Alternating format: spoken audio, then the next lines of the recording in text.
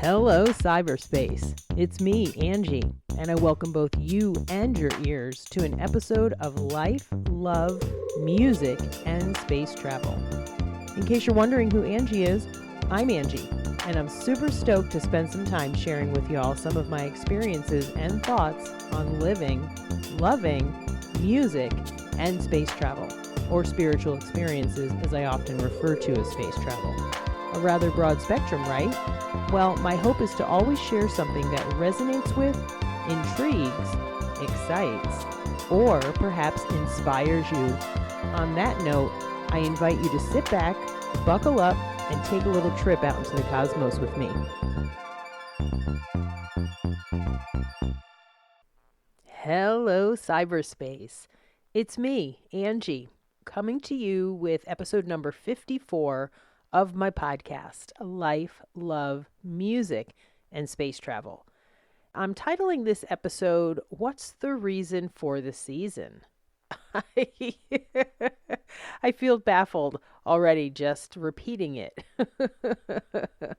There's been all kinds of stuff going through my head these past few weeks as we've entered the holiday season. I suppose the way I look at it is Halloween comes along, and then we've got Thanksgiving, Christmas, New Year's.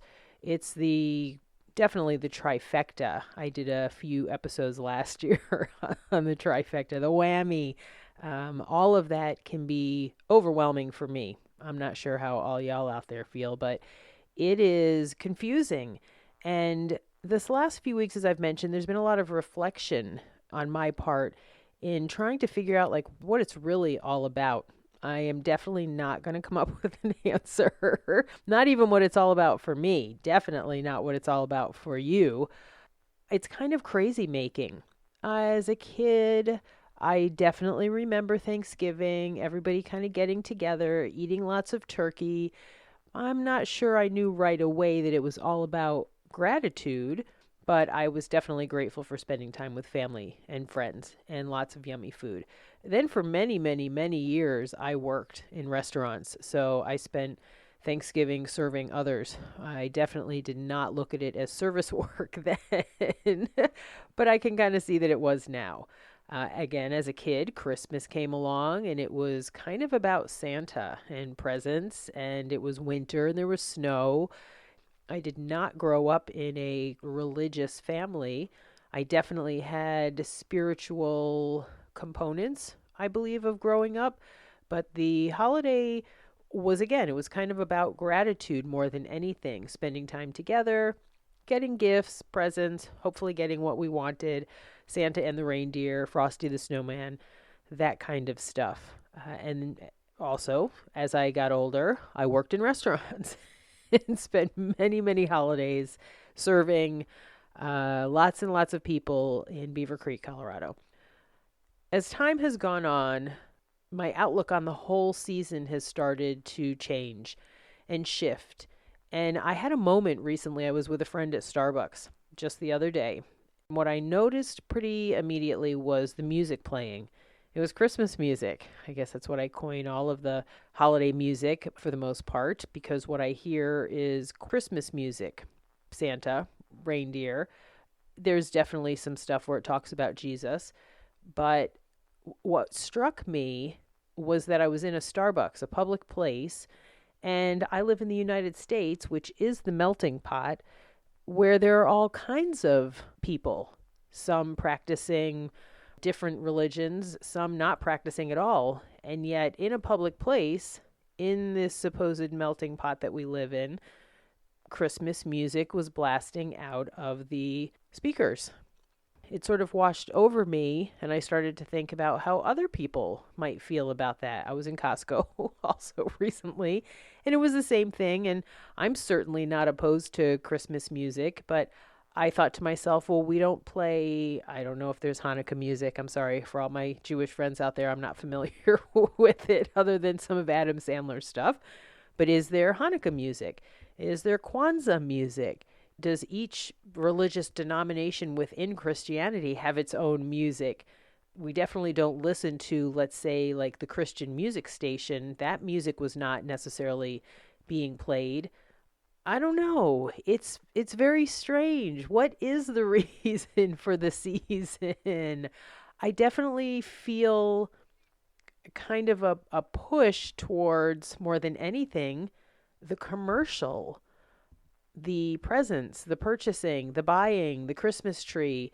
And I'm probably going to be all over the place with this, but what I'm really coming to realize is there are so many things going on this time of year that necessarily don't have to do with Christianity. And I found that to be interesting. I see a lot of stuff out there that says, what's the reason for the season? Be reminded it's about the birth of Christ, it's Jesus's birthday, all of that stuff.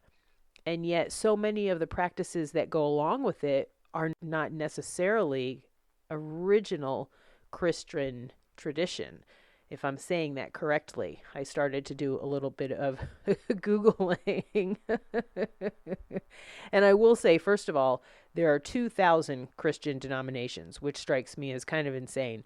So here is the Christianity piece, and then within it, there are 2,000 different denominations, which seems kind of crazy. So many different thought processes. And then I read that there are actually more than 45,000 denominations globally, which is a little bit dumbfounding. That being said, I also started to look into sort of the beginning of the Christian holiday stuff. And what I did find is that a lot of the practices and the traditions are actually pagan. Oh, I feel like I'm opening up Pandora's box. But I started to Google on the history collection page 16 pagan Christian traditions that people mistakenly credit to Christianity, and I will include it in my show notes. Things such as the Christmas feasting and overindulgence is actually a part of pagan midwinter celebrations. There's a lot of stuff that happened during the days between maybe something like Thanksgiving and actually Christmas. So there was lots of feasting. The original Christmas carols were not Christian hymns. They were pagan seasonal songs to drive away evil. And then they turned into Santa songs, which, where did that come from? I'm sure I'll find that through here also. Decking the halls with greenery was a sign of life during the dead of winter. Very interesting. Definitely something beautiful to brighten it up. Christmas trees were actually an extension of this tradition of life amidst the death of winter, so bringing in some life into the house. I mean, there's so much that comes into play. What I keep coming to is how there's all this separateness around what is the Christian side, what are the Jewish beliefs. Jesus is tied into it, Santa's tied into it, the decorating and the gift giving, all of that stuff is tied into it. And because of all the different belief stuff, we kind of separate ourselves from one another, when it seems to me that the reason of the season, at least for myself, is somehow focusing more on practicing love for one another, acceptance for one another. I'm pretty sure that God, force, source, universe, whatever it is, would be pretty happy if we were sitting in that space during this time of year especially, but all throughout the year. This is a strange time where, gosh, not everyone is feeling merry and bright. Not everyone's having a happy and joyous holiday season. For me, this month in particular has always been kind of a bumpy one. December 19th of 2000 was my last drunk. Not my last drink, but it was my last drunk. My last drunk was at a Christmas party, and that really set the tone for many, many years, of which I don't think I went to a Christmas party for 16 years. Eventually, I got divorced on December 16th. My house sold on December 16th. I left Colorado on the 19th. Blah, blah, blah, boo-hoo, all of that stuff. But mix it in with thinking that I'm not going to blame society, but there's a lot of underlying societal pressure. The Christmas music. I go out to the grocery store. I go into Costco. I go to buy some coffee, and the music is playing. And that can really, I'm sure, not only for myself, that's kind of a trigger.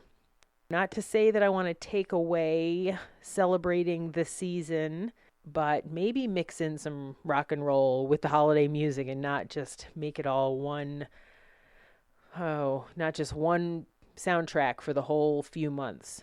I know a lot of other people are struggling out there. This is definitely a time when plenty of people opt to vote themselves off the island, make a decision to check out because it's just too much. It's overwhelming enough in general to make the changes that are necessary to feel better in life when it's May. As I mentioned, I've been finding it interesting as to what the season is really all about. And it does ultimately come down to what is the season really all about to me. I can't change anything for anybody else, but I would like to gently invite all y'all to perhaps just think about that. I know there are a lot of people out there who are giving. I just find it maybe confusing sometimes that we have to put a label on our belief system. I have to be a Christian, or I have to be a Jew, or I have to be a Muslim, or I have to be a Hindu, or I have to be a Buddhist. And I know that's not a religion, but having to be something. Are we all in the midst of like a great identity crisis? I'm sure there's somebody out there in the psychological world who's like, of course that's part of the problem. Humans in the midst of an identity crisis, kind of from day one. But I have a desire to continue for inclusivity instead of exclusivity. I'm actually tonight pretty sure I'm going to go to a Christmas music chorale. I don't know exactly what to call it, but a friend of mine is the choir that she sings with is singing. So I'm going to go participate in some of the Christmas festivities, and it's in a church, and I'm pretty sure it's a Christian-based deal. But I'm curious about the other stuff that's going on this time of year also, and I'm baptized Catholic. That's me, and I've often called myself a recovering Catholic also. I struggled with Catholicism. I struggled with the directions that came along with having to be a Catholic, or so I thought, that there was a way I was supposed to live my life based on this religious label that was kind of tied to me. And I spent a lot of time sort of moving away from it because of what I felt like was a lot of pressure. And everyone has an opinion. And so who's to say that one human being's opinion on the way this religion is supposed to be followed is correct? I struggle with that. And more importantly is my hope to maybe help others feel a little bit more, I don't like the word normal, but included, is that I don't like having to put a label on it. If I celebrate Christmas, am I a Christian? I have never necessarily taken on the Christian label. I don't know what it means if I have to be following a certain protocol to put that Are we all Christians? Are we all just humans? I mean, I do actually really like the idea of the paganism. It does say, let's see, paganism is a term first used in the 4th century by early Christians for people in the Roman Empire who practiced polytheism. And just so you know, I'm reading out of Wikipedia, of which I gave my donation today. And polytheism is the belief and worship in multiple deities or spirits, which are usually assembled into a pantheon of gods and goddesses, along with their own religious sects and rituals. Polytheism is a type of theism. Within theism, it contrasts with monotheism, the belief in a singular god. I don't know. Is believing in angels, are they spirits? Or is there something different between angels? So are we all polytheismists? I just find it silly. And again, my intention is not to offend anyone, but to have to hold on so strongly to a label that I am this or that seems to me to be identity crisis stuff, or almost a basis of fear, where I'm holding on to this label so tightly for fear of what might happen if I don't take on a label. What if I just walk around the earth as a good human being, giving back, and participating in life. I mean, my truth is, I definitely have a belief in something bigger than Angie. I have a belief in something that created this fantastic existence that we're all living.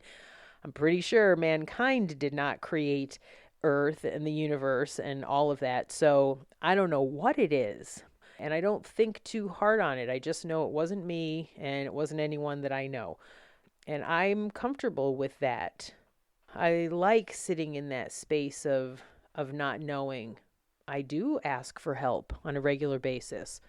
I mean, touching on the idea of the Jesus dude, of course. I've mentioned it before. I read a great book called Beautiful Outlaw by Jonathan Eldridge. Beautiful Outlaw. It was a great book about Jesus as a man on earth, and I enjoyed it thoroughly.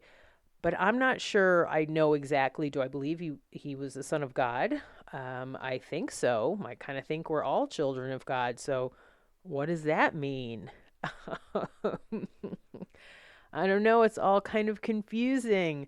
I think to myself, keep it simple. Keep it spiritually simple is my goal and where I'm choosing to sit. I don't really have any money. I'm taking my doggie to the vet today. She's got to get some pain meds, or I guess they're pain meds. She's got to have a little checkup on her teeth. I've spent a lot of money this last few months. She had surgery. I've spent some money on myself. I've spent some money on my loved ones. I don't believe that going into debt is the reason for the season, and yet I feel like a lot of us will. I know people who will think less of themselves, perhaps because they can't afford this, that, or the other thing, and that somehow affects people's feelings of worth, especially during the holidays. Can't afford to give this, can't afford to give my kids. For goodness sake, if you can give them love and attention and support, that's better than anything you can buy at the big box stores or on Amazon. Yeah, I just want to be the voice that puts it out there that if you're wondering what the reason for the season is, you're not alone. And at the same time, I want to offer great love to everybody out there who has taken on a label and consider themselves to be a practicing whatever it happens to be. People in the Jewish community are really dealing with some horrific stuff right now, and I send out endless love to them and their loved ones, and because of their label or belief system, they're suffering and getting mistreated in horrible ways. And I mean, my goodness, that happened to the Christians for sure, who were tortured and murdered for their beliefs. And it happened to Jesus, for goodness sake. All in the name of. Here's to John Lennon. Imagine no religion, too. No fighting over belief. If it's not harming anyone, for goodness sake, what is the matter with everyone believing differently, the colors of the rainbow? And, give it out there to my atheist friends who perhaps say they believe in nothing, which is a belief on its own, whether they want to believe that or not. But that's okay. Who am I or who are you to judge anybody else on their belief system or lack thereof? The reason for the season, to not be pushy and overbearing of anyone, to be inclusive, not exclusive, to be curious even perhaps about others' belief systems. Instead of just taking another person's word for it, also, perhaps read their literature. There's a lot of books out there related to other religious beliefs. Maybe try reading them and actually see what it says. What a concept to educate yourself on something instead of condemning it. What is it? Contempt prior to investigation. I'm sure some people will resonate with that little statement, but yeah, having contempt prior to investigation. I'm going to hate something or dislike something that I know nothing about, and I'm going to refuse to educate myself on it just in case, oh my goodness, I might find out that it's interesting or somebody else's way of life, or to think of how their belief system maybe molded their family is interesting rather than wrong, or in some way invalidates their own belief system. I think that's what it comes down to. We're often afraid of somebody else's stuff because it makes us question our own stuff. And I don't like to use us. I generally like to use I terms and talk about myself. I definitely used to sit in a space of I am afraid at times to embrace somebody else's ideas because it might make me question mine. Oh, what happens if the ego crumbles? Well, for many out there, they know when the ego crumbles, it is the beginning of a beautiful adventure. Here it is. We are in full swing. I don't know how many days we have until Christmas, but we've got some days. And in the meantime, think of your fellow people. Think of the fellow humans. Think of your fellow beings on the planet, the animals, all of it, who are suffering perhaps and struggling and are hungry and are out of work and have family members who are dying or who have died or people who are sick. I mean, there's a lot of stuff going on this time of year. There's a lot of stuff going on always, every day there's stuff going on. But when the pressure is put on a little bit heavier, it's put on TV and it's in the movies and it's kind of everywhere. In the grocery store, the message is happy, joyous.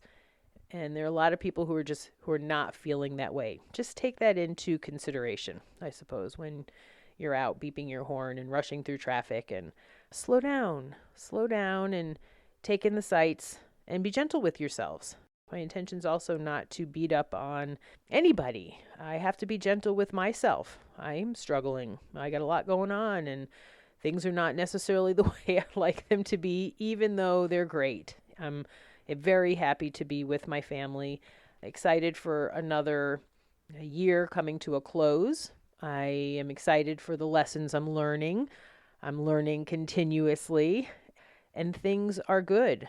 But I have to do a lot of work, mental, emotional work, to be able to sit in that space.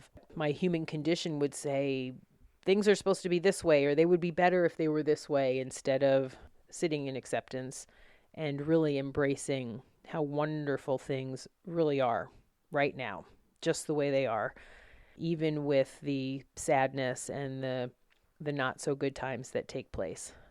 On that note, I don't really have a whole lot more to go on. I am going to be putting out an episode. I recorded a few different bits on my way driving from Colorado to North Carolina, the end of my Colorado chapter for now, up to this point anyway, and the reopening or continuance of my North Carolina chapter. But I used my little Zoom HN1 voice recorder. I used that and recorded some stuff, and I am going to piece that together, edit it together, and you can take a trip with me across country and see how the equipment works, along with seeing how it might be if you happen to be closing a chapter in your life, perhaps, and beginning a new one. Life is good, even when it's not so good. And it's okay to not be okay. All the cliche stuff, please, anyone out there suffering, struggling, remember you have choices. For goodness sake, use the 988 crisis number. Call, talk to somebody. They are on the other line, waiting to assist, waiting to help, waiting to offer what they have. If you need to go in and ask for resources, go to your local soup kitchen, go to your local food pantry. There's a few fantastic locations in Colorado. I was very excited to see that they were finally offering something like that to the community. They're definitely here in North Carolina. They're everywhere. There's lots of help and assistance out there. And if you have everything you need, well, perhaps try going out and being of service somewhere. That will really fill your cup, I promise. Best way to get out of oneself, and it's amazing how when we have everything we need, we can still be filled with self-pity. Go out and participate in the community and help somebody else. It's a wonderful way to widen your community and fill yourself up, for sure. And I'm pretty sure the Creator, whatever, whoever, he, she, it, would be very happy with us as beings here on planet Earth if we really decided to help others. And go participate in your stuff. Go sing in your choirs and go pray and Join your services, be a part of your holiday services, and immerse yourself in whatever it is. And be curious, perhaps, about what others are doing, what that might look like. I just think becoming more knowledgeable on people, places, and things is exciting. Yeah, I really appreciate you for listening. I really appreciate you for sticking with me. I love my friends and family, those that I know, those that I don't know. And I'm sending out love to everyone who might need a little extra boost this time of year. And maybe take the time to sit down and figure out what's the reason for the season for you. Thanks for listening. Over and out. Bye. So we've reached the end of today's episode. Thanks so very much for listening. It's now time to reconnect to planet Earth and all that comes with living on the blue ball. I'd love to hear your ideas for future episode topics, along with any and all positive and or constructive feedback. Please feel free to contact me at ashysbadass@gmail.com. Thanks again for spending some time with me and allowing me to share myself with you. Until next time, please be gentle with yourselves, be kind to animals, and do all you can to allow your authentic selves to shine brightly.